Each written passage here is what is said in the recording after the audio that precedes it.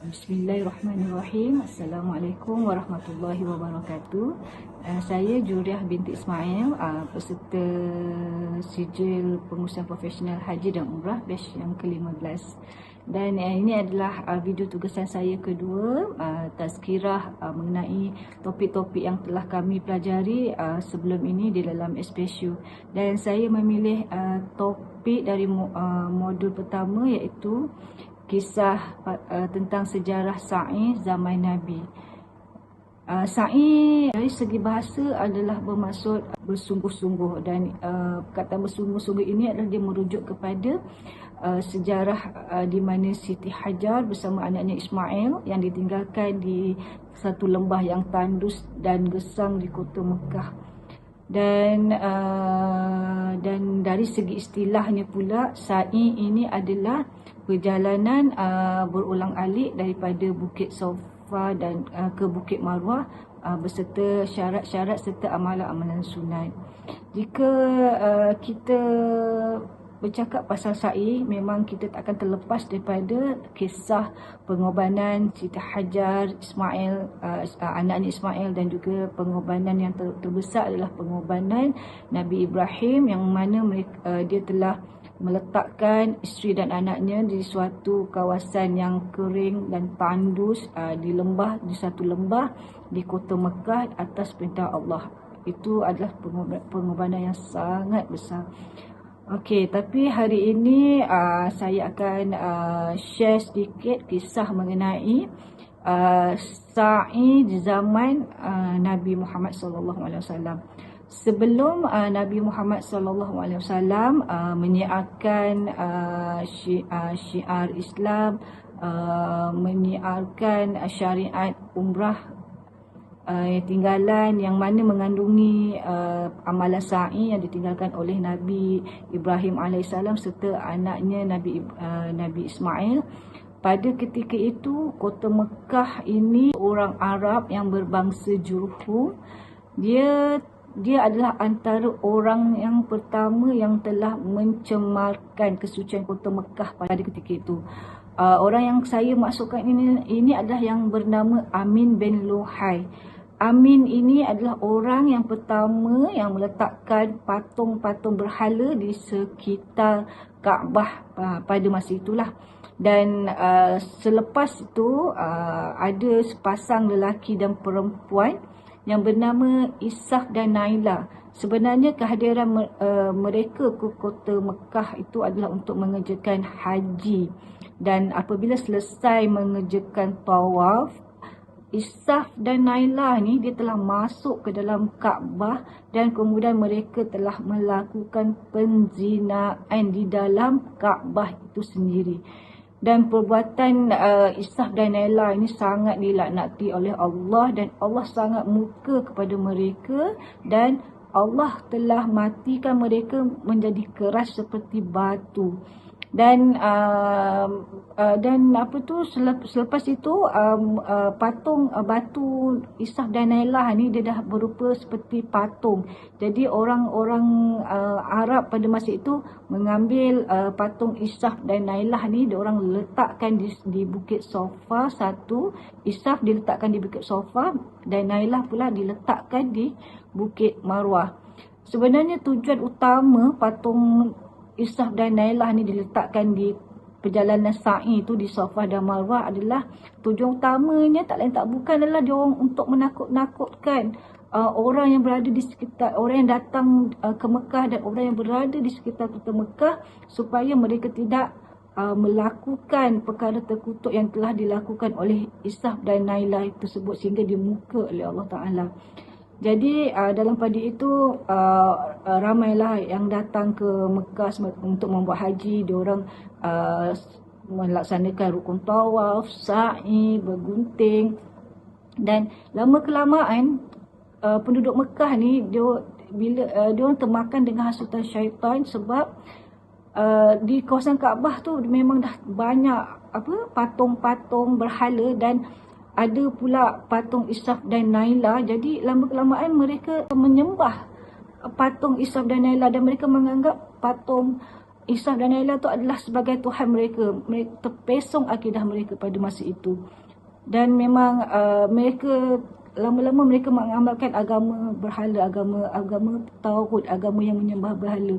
Dan pada tahun yang ke-6 Hijrah, Nabi Muhammad SAW datang ke kota Mekah untuk mengerjakan umrah, di mana Nabi Muhammad SAW berihram dan bermikat di Bir Ali pada ketika itu. Tapi umrahnya tertahan. Maksudnya Nabi tidak dapat masuk ke kota Mekah pada masa itu untuk mengerjakan umrah kerana dia telah ditahan oleh penguasa Mekah pada ketika itu. Jadi Nabi pun pulang balik ke Madinah. Nabi tidak dapat membuat umrah pada tahun ke-6 Hijrah itulah. So bila dia balik pulang semula ke Madinah, dan tahun yang seterusnya iaitu tahun ke-7 Hijrah, Nabi datang kembali ke Mekah bersama rombongan dan sahabatnya untuk melaksanakan umrah yang tertangguh pada tahun lepas, iaitu tahun ke-6 Hijrah.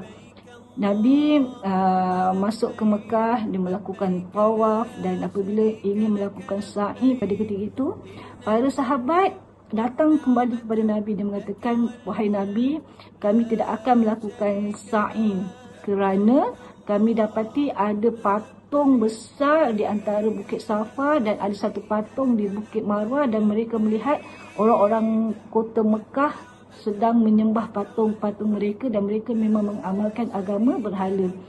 Jadi bila berlaku situasi itu, maka Allah Ta'ala telah menurunkan ayat Al-Quran, surah Al-Baqarah ayat 158 yang berbunyi, A'udzu billahi minasyaitonir rajim. Bismillahirrahmanirrahim.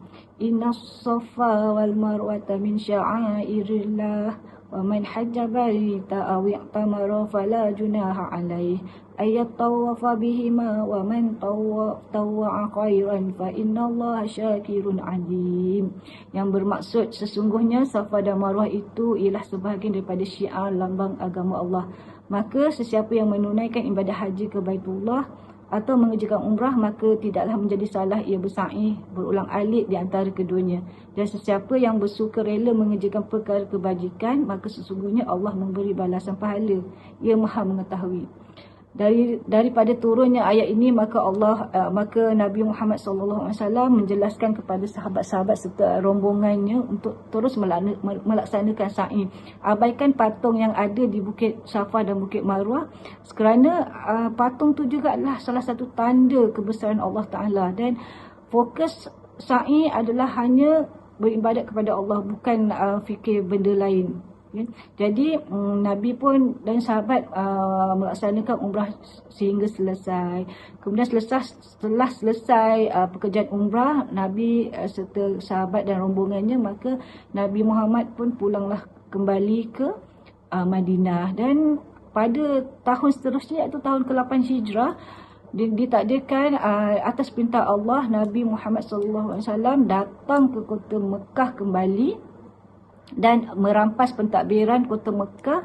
Dan pada masa itu Nabi berkuasa dan memerintah kota Mekah, dan Nabi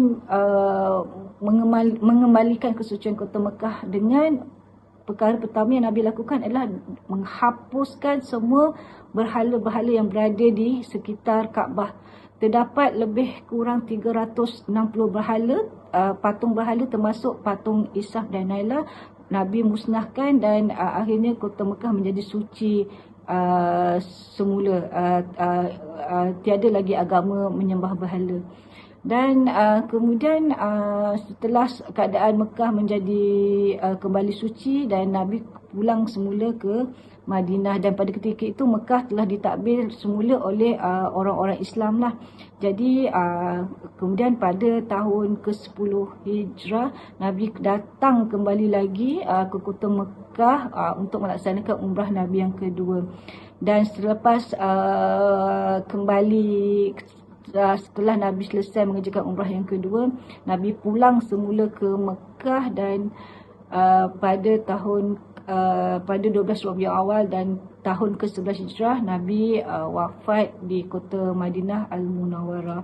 Dan ini adalah sedikit perkongsian dari saya mengenai sejarah sa'i di zaman Nabi Muhammad SAW. Dan semoga apa yang saya sampaikan akan dapat memberi manfaat kepada yang mendengar.